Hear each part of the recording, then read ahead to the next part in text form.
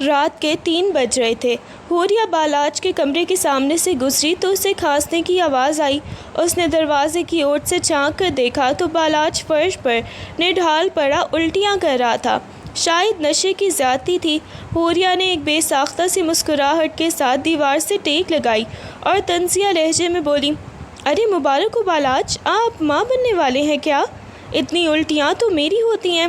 اس کی بات سنتے ہی بالاچ نے ایک جھٹکے سے پلٹ کر حوریہ کا بازو پکڑا اور اسے گھسیٹ کر بیڈ پر پٹخ دیا۔ حوریہ سکتے میں آ گئی۔ وہ ہکلاتے ہوئے بولی، بالاچ کیا کر رہے ہیں آپ؟ مگر بالاچ نے اس کی ایک نہ سنی اور اپنی شدتوں سے اسے نڈھال کر دیا۔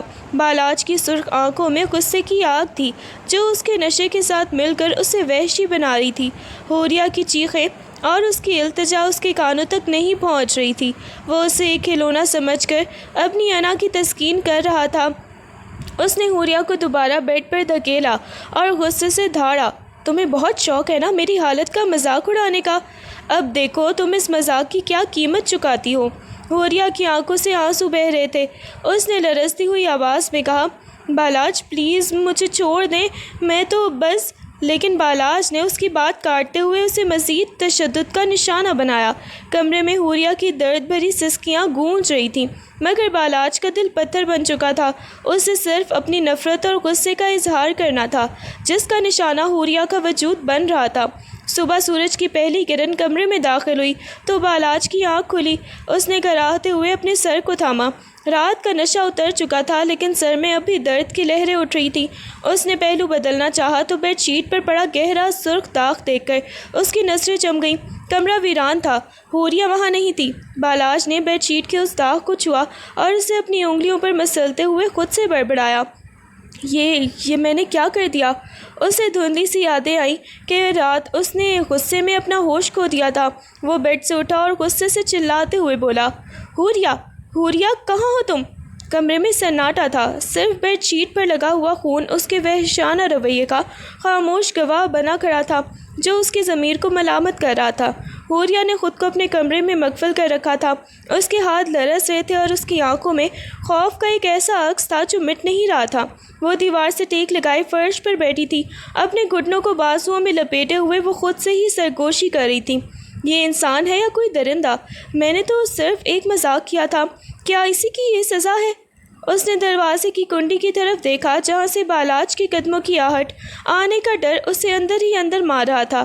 جب باہر سے بالاچ نے دروازہ کھٹکھٹایا تو حوریہ کی چیخ نکلتے نکلتے رہ گئی۔ اس نے اپنے دونوں ہاتھوں سے اپنا منہ مضبوطی سے بند کر لیا اور کانپتی ہوئی آواز میں بولی، میں باہر نہیں آؤں گی، مجھے اکیلا چھوڑ دو بالاچ۔ اس کے الفاظ میں شکایت سے زیادہ اب ایک گہرا خوف تھا۔ وہ اس خاموشی کو اپنے اندر ہی دفن کر لینا چاہتی تھی جس نے اس کی ہستی مسکراتی دنیا کو برباد کر دیا تھا۔ بالاچ اپنے کمرے میں ٹہلتے ہوئے بار بار دروازے کی طرف دیکھتا۔ اس کا دل پچھتاوے سے بوجھل تھا لیکن اس کی انا اسے دروازہ کھول کر معافی مانگنے کی اجازت نہیں دے رہی تھی۔ وہ خود سے ہی بڑبڑایا، میں نے ٹھیک نہیں کیا، مگر وہ بھی تو باز نہیں آتی، اب معافی مانگ کر اپنی کمزوری ظاہر نہیں کر سکتا۔ ناشتے کی میز پر دونوں موجود تھے لیکن کمرے کا ماحول اتنا بھاری اور ساکت تھا کہ سانس لینا بھی دوبر ہو رہا تھا۔ حوریہ نے نظریں اپنی پلیٹ میں گڑائے رکھی تھیں جبکہ بالاچ نے مصنوعی سختی سے چائے کا کپ اٹھایا اور خشک لہجے میں بولا، کالج جانے کے لیے تیار رہنا، آج ڈرائیور تمہیں چھوڑ دے گا، میں اپنے کاموں میں مصروف ہوں۔ حوریہ نے کوئی جواب نہیں دیا، بس نفی میں سر ہلایا اور بغیر کچھ کہے خاموشی سے وہاں سے اٹھ کر چلی گئی۔ وہ دونوں ایک ہی چھت تلے رہ کر بھی ایک دوسرے کے لیے مکمل طور پر اجنبی اور دور ہو چکے تھے اور ان کے درمیان ایک ایسی دیوار حائل تھی جسے الفاظ کے درمیان بھی عبور نہیں کر پا رہے تھے۔ کالج کے راستے میں گاڑی کے اندر بیٹھی حوریہ کو اچانک شدید متلی محسوس ہوئی اور اس کا سر بری طرح گھومنے لگا۔ اس نے کھڑکی سے باہر دیکھا تو ہر چیز اسے دھندلا کر نظر آ رہی تھی۔ گاڑی میں بیٹھے بیٹھے ہی اس کی آنکھوں کے سامنے اندھیرا چھانے لگا۔ اس نے ہانپتے ہوئے ڈرائیور سے کہا، بھائی گاڑی روکیں، میرا دم گھٹ رہا ہے۔ اس سے پہلے کہ وہ مزید کچھ کہہ پاتی اس کا سر سیٹ پہ ہی ڈھلک گیا اور وہ بے ہوش ہو گئی۔ ڈرائیور نے بڑبڑا کر گاڑی روکی اور پھر فوراً بالاج کو فون ملا کر صورتحال سے آگاہ کیا۔ بالاج اس وقت اپنے دفتر میں تھا۔ خبر سنتے ہی اس کے ہاتھ سے فائل چھوٹ گئی اور وہ پاگلوں کی طرح ہسپتال کی طرف بھاگا۔ بالاج ہسپتال پہنچ کر حوریہ کو اٹھائے ایمرجنسی وارڈ کی طرف بھاگا۔ اس کے ماتھے پر پسینہ تھا اور دل زور زور سے دھڑک رہا تھا۔ کچھ دیر بعد جب ڈاکٹر باہر آئی تو اس نے بالاج کو مخاطب کرتے ہوئے مسکراہٹ کے ساتھ کہا، مبارک ہو، آپ کی اہلیہ ٹھیک ہیں، بس کمزوری کی وجہ سے بے ہوش ہو گئی تھیں، اور ایک اور خوشخبری یہ ہے کہ آپ جڑواں بچوں کے والدین بننے والے ہیں۔ یہ الفاظ سن کر بالاج کے قدم وہیں جم گئے۔ اس کا چہرہ زرد پڑ گیا اور اس نے خالی نظروں سے ڈاکٹر کو دیکھتے ہوئے کانپتی ہوئی آواز میں پوچھا، جڑواں؟ کیا آپ کو یقین ہے؟ ڈاکٹر نے اس بات میں سر ہلایا، مگر بالاج کے لیے خوشخبری نہیں بلکہ ایک ایسا صدمہ تھا جسے ہضم کرنا اس کے لیے ناممکن ہو رہا تھا۔ ہسپتال سے واپسی پر گاڑی کے اندر ماحول قبرستان کی طرح ویران اور خاموش تھا۔ صرف ٹائروں کی آواز گونج رہی تھی۔ بالاج اسٹیئرنگ کو اتنی سختی سے جکڑے ہوئے تھا کہ اس کی پوری سفید پڑ گئی تھی۔ وہ سامنے سڑک کی طرف دیکھ تو رہا تھا مگر اس کی نظریں کسی اور ہی دنیا میں تھیں۔ اس کا ذہن بار بار ڈاکٹر کے الفاظ کی طرف بھاگ رہا تھا۔ جڑواں بچے؟ اسے محسوس ہو رہا تھا جیسے اس کی اپنی ہی زندگی کا گھیرا تنگ ہوتا جا رہا ہے۔ برابر والی سیٹ پر بیٹھی حوریہ کو دیکھ کر اس کے اندر ایک عجیب سی کشمکش چل رہی تھی۔ وہ اپنی خاموشی کو توڑ کر کچھ کہنا تو چاہتا تھا مگر الفاظ گلے میں ہی اٹک کر رہ گئے تھے۔ بالاج کے لیے یہ صدمہ اس قدر گہرا تھا کہ اسے لگ رہا تھا جیسے قدرت نے اسے ایک ایسی زنجیر میں جکڑ دیا ہے جس سے اب فرار ناممکن ہے۔ گھر پہنچ کر گاڑی سے اترتے ہوئے بالاج نے ایک سرد نگاہ حوریہ پر ڈالی۔ اس کے ذہن میں ڈاکٹر کے وہ الفاظ ایک گونج کی طرح سنائی دے رہے تھے۔ اس نے سوچا کہ اولاد نہیں بلکہ قدرت کی طرف سے اسے ایک نئی سزا ملی ہے۔ وہ اپنے دل میں ایک عجیب سی خباثت لیے بڑبڑایا، تمہیں کیا لگا تھا کہ تم مجھ سے دور چلی جاؤ گی؟ اب تو یہ بچے ہی میری نفرت کا سب سے بڑیا ذریعہ بنیں گے۔ تم نے میری زندگی میں یہ وبال ڈالا ہے تو اب خود بھی اس کا ہر لمحہ قرب دیکھو گی۔ یہ سوچ اس کے لیے انتقام کا ایک نیا راستہ بن گئی تھی۔ اسے لگا کہ اب وہ حوریہ کو اور اذیت دے سکے گا۔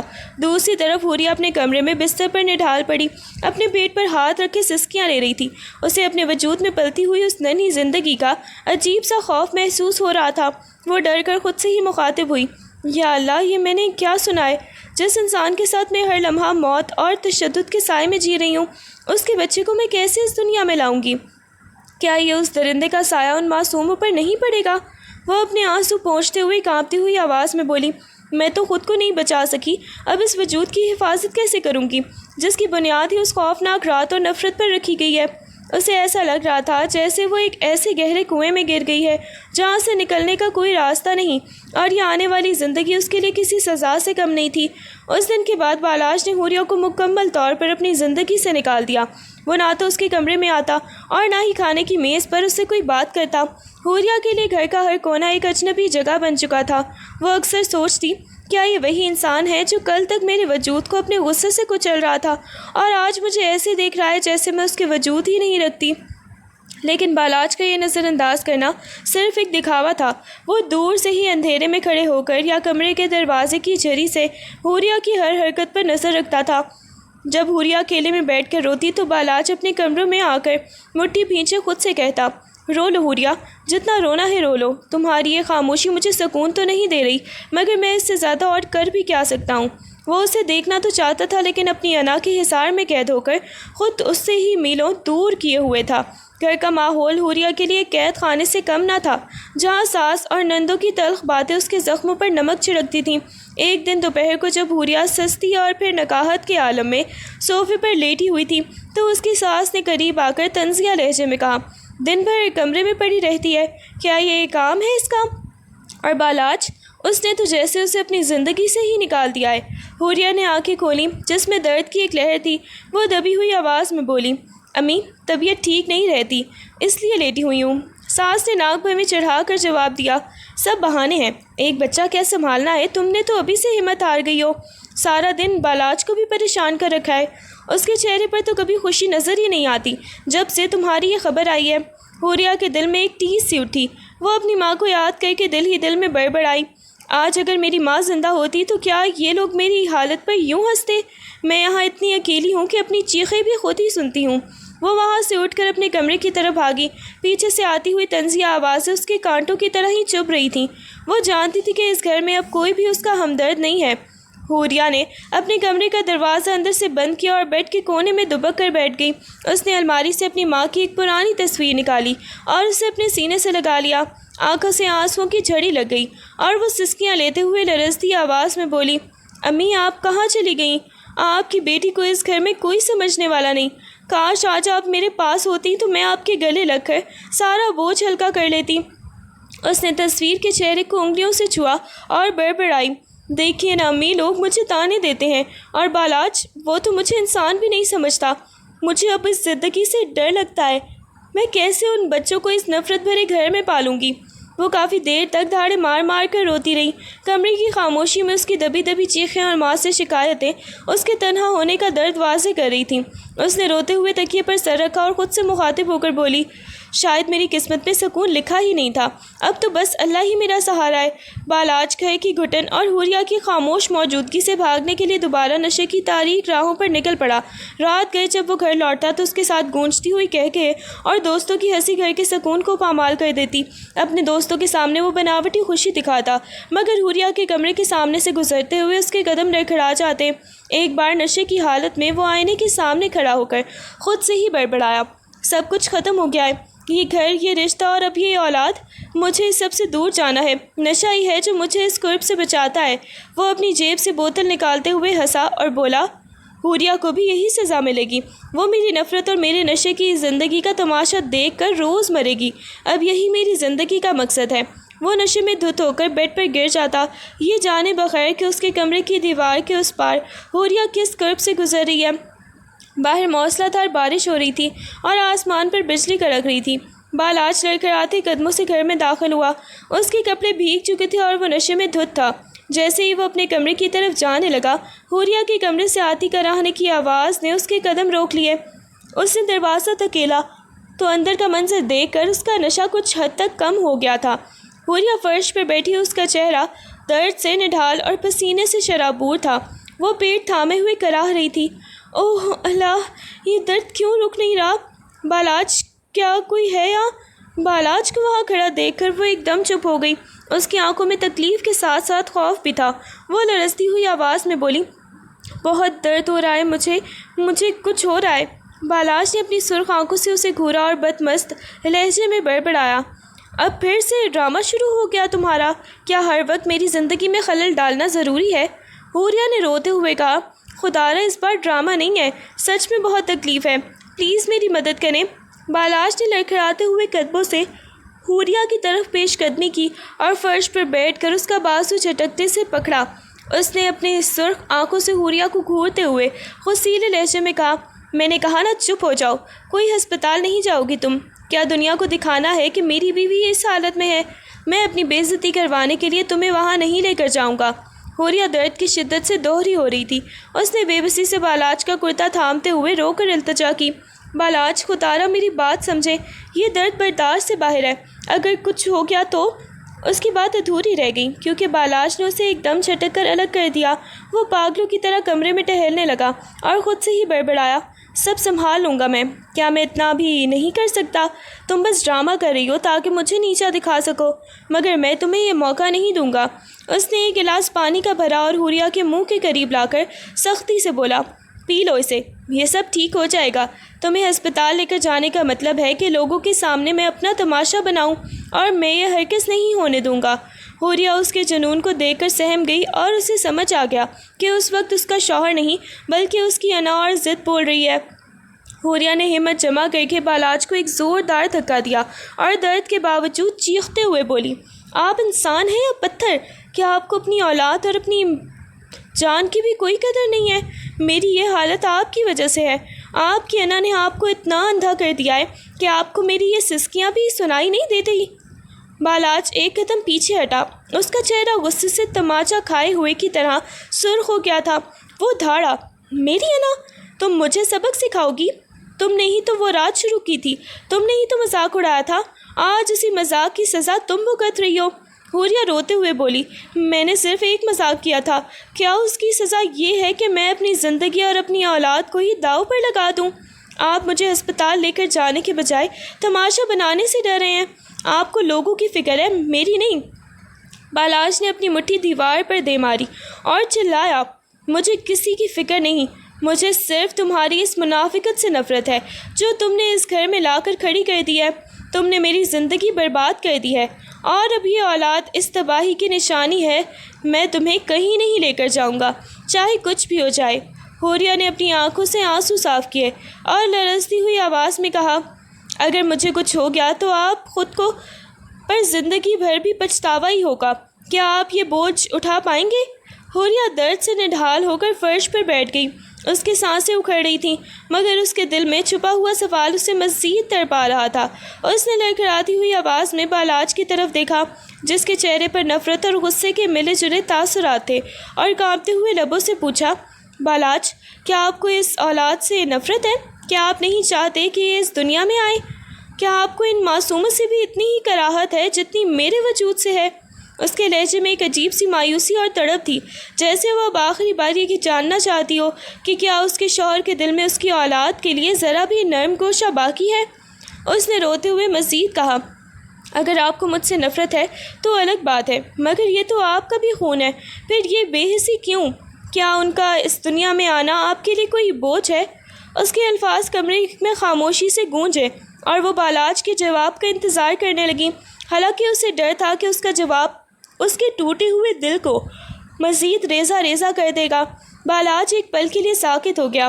اس کے چہرے کی سختی برقرار رہی، مگر اس کی آنکھوں میں ایک ایسا کرب تھا جسے وہ الفاظ میں بیان نہیں کر پا رہا تھا۔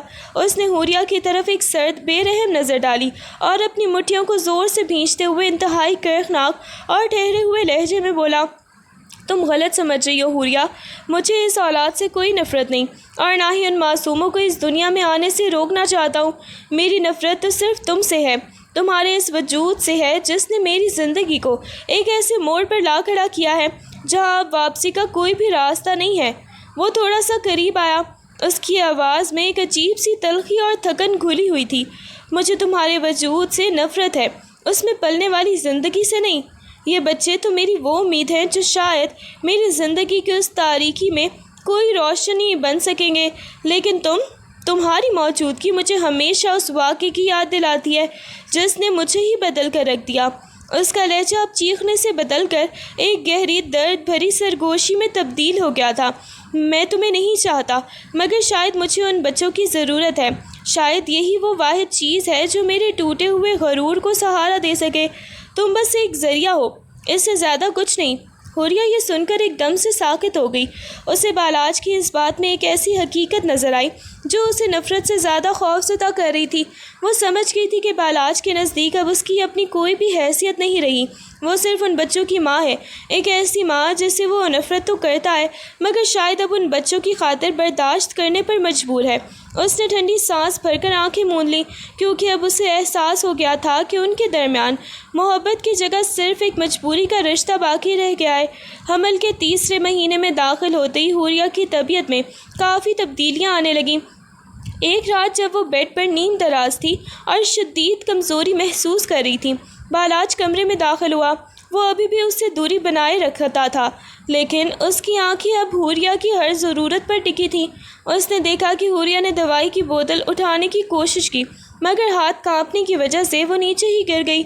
بالاج نے تیزی سے آگے بڑھ کر بوتل اٹھائی اور اسے پانی کا گلاس تھماتے ہوئے سرد لہجے میں کہا، کوشش کیا کرو کہ اپنے آپ کو سنبھال سکو۔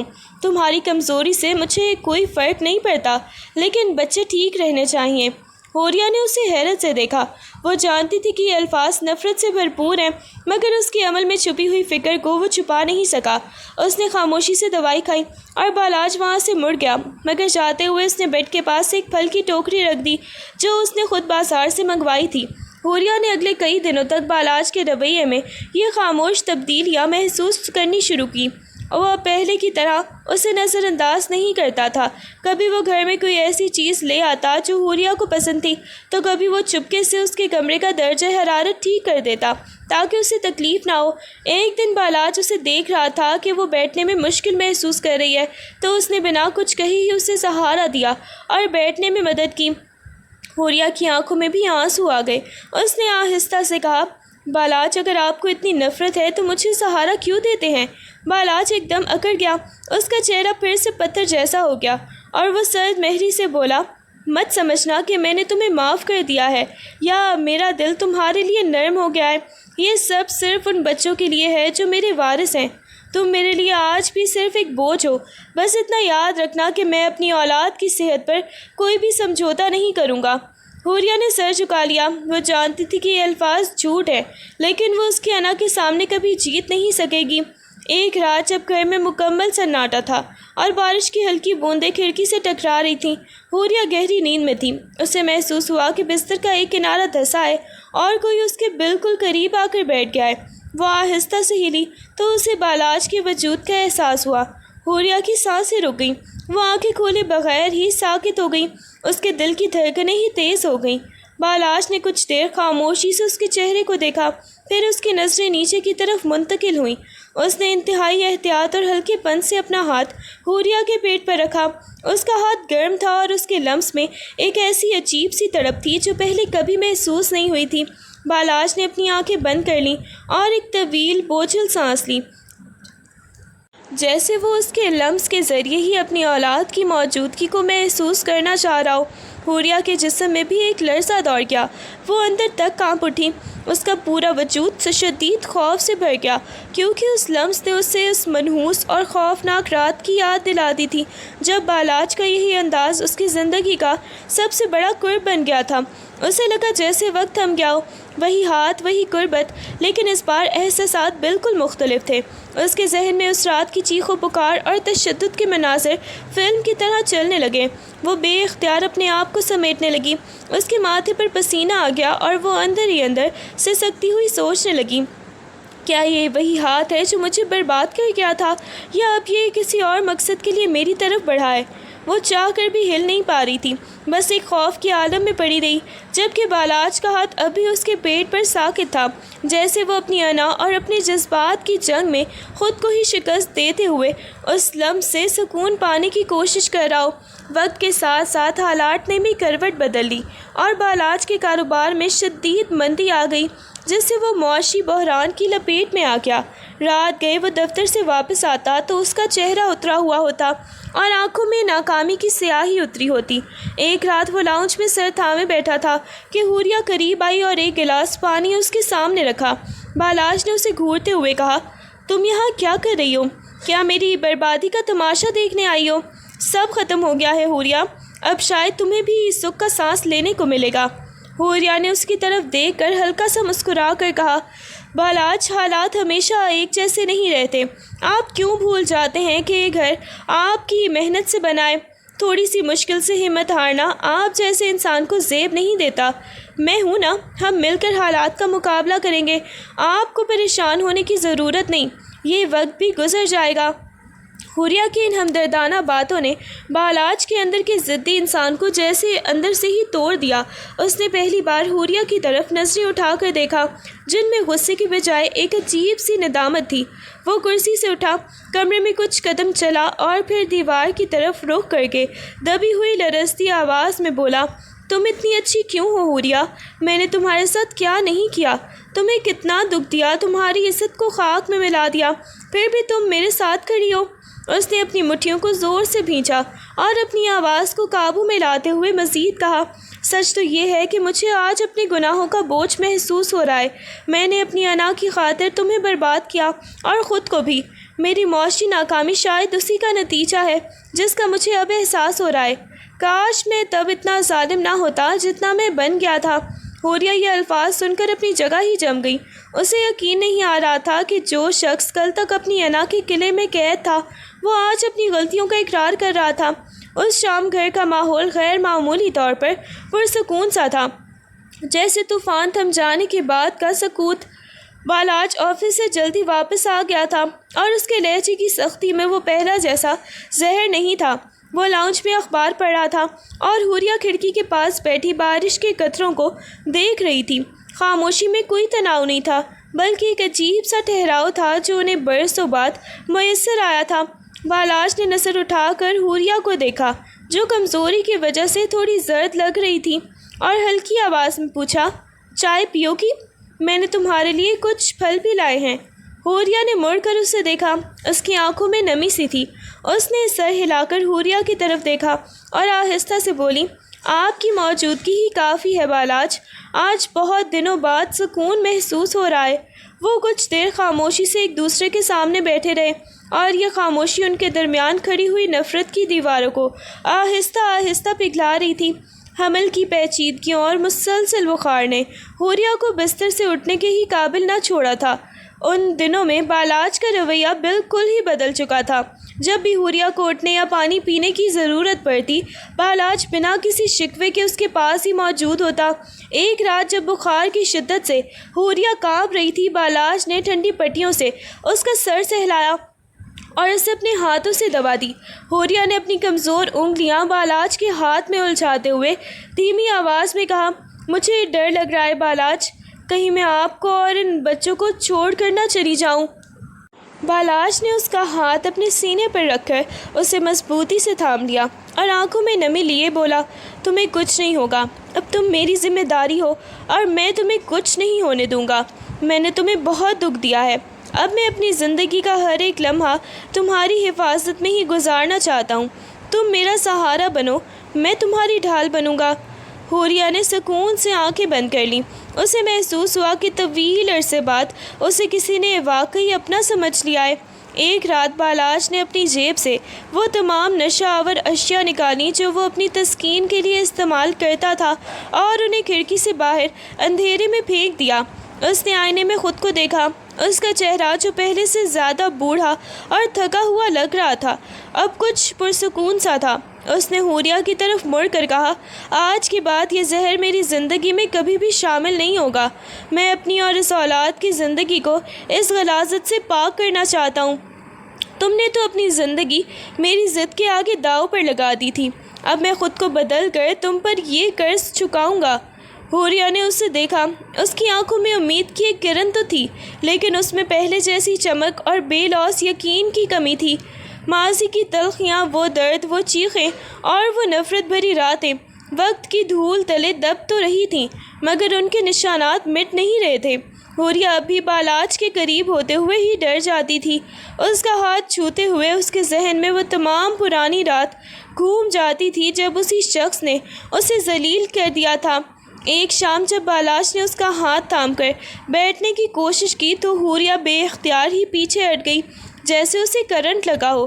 بالاج نے اس کا قرب سمجھ کر اپنا ہاتھ واپس سے کھینچ لیا اور مایوسی سے بولا، میں جانتا ہوں تم مجھ پر اعتبار نہیں کر پاؤ گی۔ میرے کیے ہوئے زخم اتنے ہی گہرے ہیں کہ شاید پوری زندگی بھی انہیں بھرنے کے لیے ہی کم پڑ جائے۔ حوریا نے سر جھکا کر دھیمی آواز میں جواب دیا، بالاج، میں آپ کو معاف کرنے کی کوشش کر رہی ہوں، لیکن دل ہے کہ مانتا نہیں۔ آپ بدل گئے ہیں، میں دیکھ رہی ہوں، مگر میرا اعتماد ٹوٹ کر بگڑ چکا ہے، جسے دوبارہ جوڑنا اب شاید ہی میرے بس میں نہیں رہا۔ وہ دونوں ایک ہی کمرے میں تھے، مگر ان کے درمیان اعتماد کا وہ پل اب بھی غالب تھا جسے تعمیر کرنا دونوں کے لیے ایک کٹھن سفر بن چکا تھا۔ ایک رات جب بارش تھم چکی تھی مگر ہوا میں خنکی باقی تھی، حوریا کی حالت اچانک ہی بگڑ گئی۔ وہ کمرے میں ٹہلتے ہوئے اچانک ہی فرش پر گر پڑی۔ اس کے منہ سے ایک درد مند چیخ نکلی جو پورے گھر میں گونج گئی۔ بالاج بھاگتا ہوا کمرے میں داخل ہوا تو دیکھا کہ حوریا درد کی شدت سے نیم بے ہوش ہو رہی تھی اور فرش پر خون کے نشانات نمایاں تھے۔ بالاج حواس باختہ ہو گیا۔ اس نے اسے فوراً ہی اپنی باہوں میں اٹھایا۔ اس کا جسم برف کی طرح ٹھنڈا پڑ رہا تھا۔ وہ دیوانہ وار اسے گاڑی کی طرف لے جاتا ہوئے ہی بڑبڑایا، حوریا، آنکھیں کھولو، میری طرف دیکھو، میں تمہیں کچھ نہیں ہونے دوں گا، پلیز میری ہمت مت ہارو۔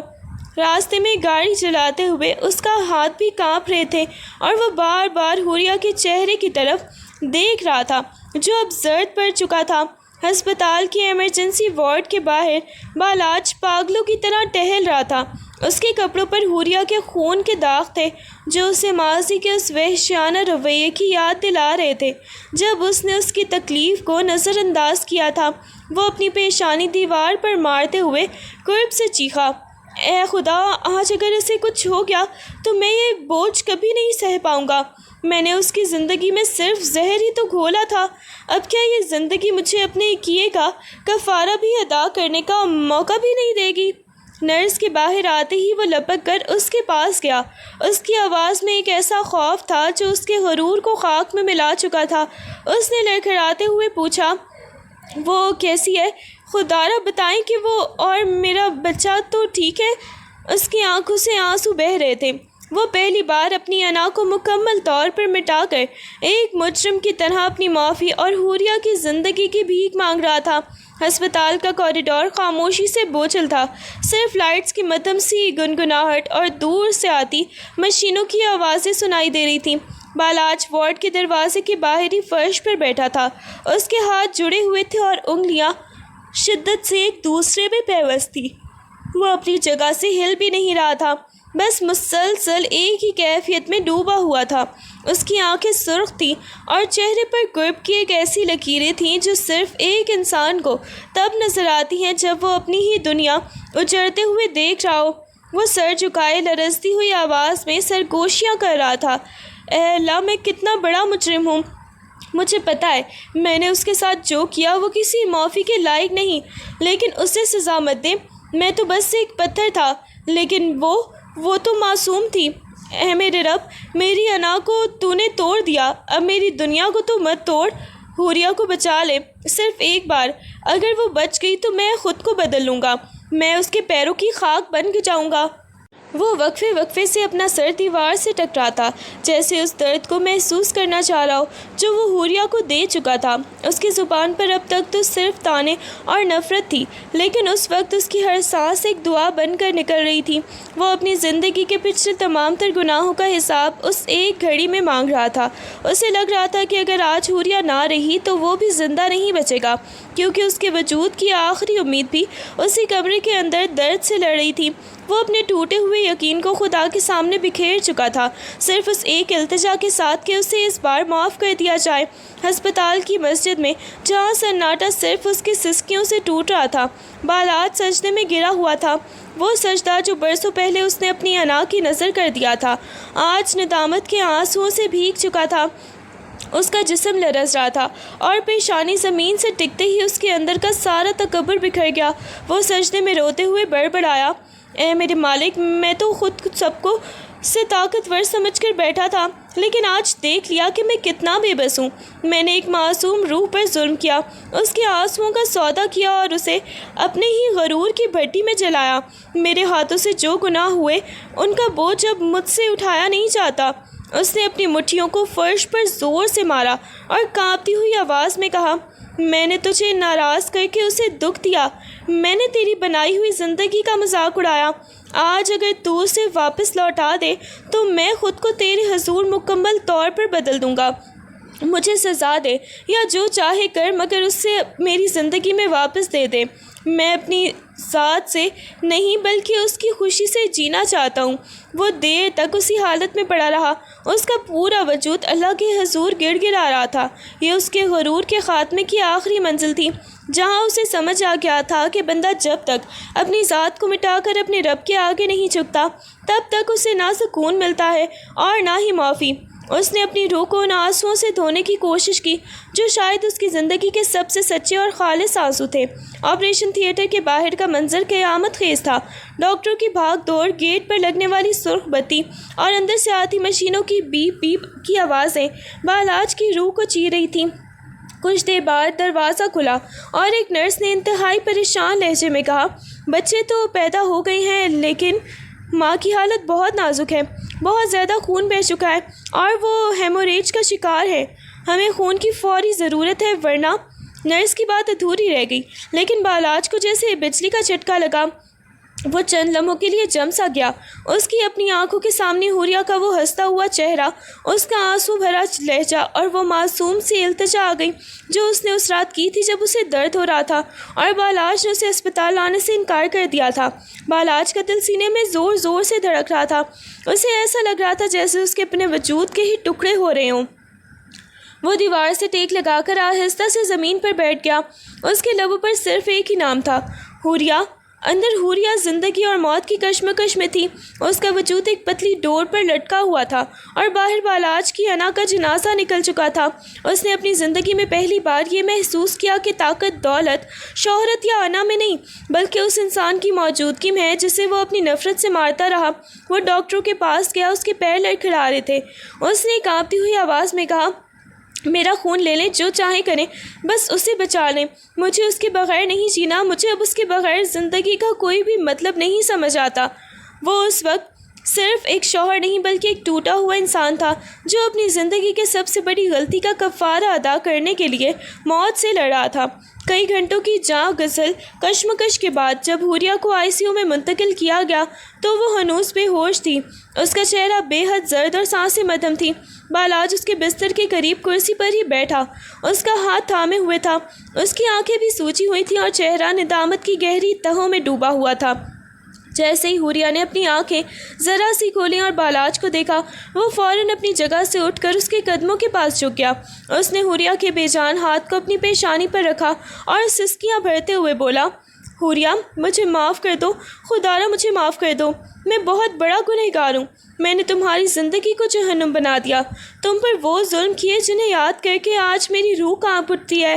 میں نے تمہاری محبت کو ٹھکرایا، تمہاری تکلیف کا مذاق اڑایا، مگر آج تم نے مجھے بتا دیا کہ میں کتنا کھوکھلا انسان تھا۔ اس کی آواز ہچکیوں کی وجہ سے ٹوٹ رہی تھی۔ تم اگر چاہو تو مجھے ٹھکرا سکتی ہو، تم چاہو تو مجھ سے نفرت کا حق بھی رکھتی ہو، لیکن پلیز مجھے خود سے دور مت کرنا۔ میں تمہاری منت کرتا ہوں، مجھے موقع دو کہ میں اپنی باقی زندگی تمہارے ان زخموں کو بھرنے میں گزار سکوں جو میں نے خود تمہیں دی ہیں۔ میں آج اپنے تکبر کو تمہارے پیروں میں رکھ کر معافی مانگ رہا ہوں۔ کیا تم مجھے معاف کر کے واپس لوٹ آؤ گی؟ میری زندگی اب تم سے جڑ چکی ہے، تمہارے بغیر میں خود کو ایک زندہ لاش سمجھتا ہوں۔ اس کے آنسو حوریہ کے ہاتھوں پر گر رہے تھے۔ وہ ایک ایسا منظر تھا جس میں ایک ظالم شوہر کا مکمل غرور ٹوٹ کر شکست کھا کر اپنی غلطیوں کا اعتراف کر رہا تھا۔ ICU کی مشینری کی مدھم سی بیپنگ کی آواز کے درمیان ہی حوریہ کی پلکیں آہستہ آہستہ جنبش کرنے لگیں۔ روشنی اس کی آنکھوں میں چبھ رہی تھی، اس لیے اس نے فوراً ہی آنکھیں موند لیں۔ بالاج جو اس کے ہاتھ کو تھامے ہوئے ہی سو گیا تھا، یک دم ہڑبڑا کر اٹھا۔ اس نے حوریہ کے چہرے پر پڑتی روشنی کو اپنے ہاتھ سے ڈھانپا اور انتہائی دھیمی اور لرزتی ہوئی آواز میں پکارا، حوریہ، میری آواز سن رہی ہو؟ حوریہ نے دوسری بار ہمت کی اور آنکھیں پوری طرح کھول دیں۔ کمرے کی ہلکی روشنی میں اسے بالاج کا چہرہ نظر آیا جس پر ندامت اور امید کے ملے جلے تاثرات تھے۔ حوریہ کی نظریں اس کے چہرے سے ہٹ کر کمرے کے دوسرے کونے میں موجود نرس کی طرف گئیں جو اس کے بچے کو گود میں لیے کھڑی تھی۔ حوریہ کے خشک پڑی چکی زبان سے ایک مدھم سی آہ نکلی، مگر اس کے چہرے پر ایک عجیب سی سکون والی مسکراہٹ پھیل گئی۔ اس نے اپنے کمزور ہاتھ کو آہستہ سے اٹھا کر اپنے پیٹ کی طرف لایا اور پھر بچوں کی طرف اشارہ کیا۔ جب نرس نے بچوں کو لا کر اس کے پاس رکھا تو حوریہ کی آنکھوں سے آنسو بہنے لگے۔ اس نے اپنے بچوں کے چھوٹے سے گلابی چہروں کو دیکھا اور ان کی نرم سانسوں کو محسوس کیا، اور اسے لگا کہ اس کی ساری تکلیف، وہ سارا درد، وہ تلخ راتیں، سب کچھ ایک ہی پل میں بھلائے جانے کے قابل ہو گیا ہے۔ وہ مسکرائی، ایک ایسی مسکراہٹ جس میں دکھ بھی تھا اور اس سے کہیں زیادہ ایک ماں کی ممتا کا سکون تھا۔ بالاج جو یہ سب کچھ دیکھ رہا تھا، اس کی آنکھوں سے آنسوؤں کا سیلاب بہہ نکلا۔